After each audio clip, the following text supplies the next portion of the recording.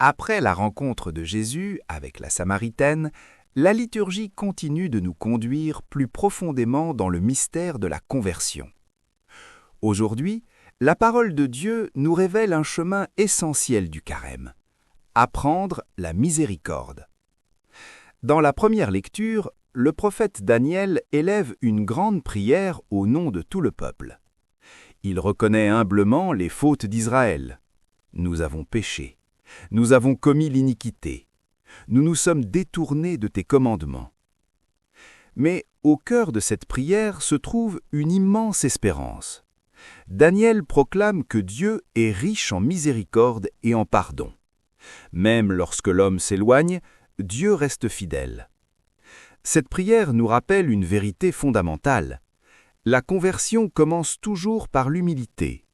Reconnaître nos faiblesses n'est pas une défaite, c'est le premier pas vers la guérison du cœur.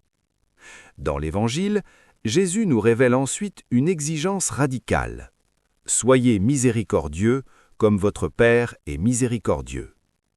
Ces paroles sont au cœur de la vie chrétienne.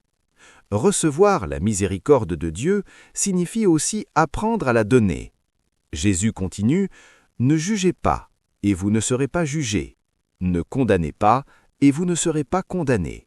Pardonnez, et vous serez pardonnés. » Le Christ nous montre que la manière dont nous traitons les autres révèle la vérité de notre cœur. Car le pardon ouvre des chemins de liberté. La miséricorde brise les chaînes de la rancune. Et la générosité dilate l'âme.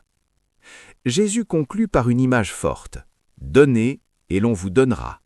Une mesure bien pleine, tassée, débordante, sera versée dans votre sein. » Le message du carême devient alors très concret.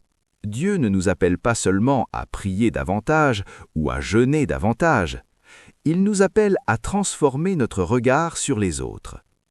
Apprendre à pardonner. Apprendre à comprendre. Apprendre à aimer comme Dieu aime. Car la miséricorde n'est pas une faiblesse. Elle est la force même du cœur de Dieu. En ce jour 17 du carême, demandons au Seigneur un cœur nouveau, un cœur capable de recevoir son pardon et de le transmettre au monde.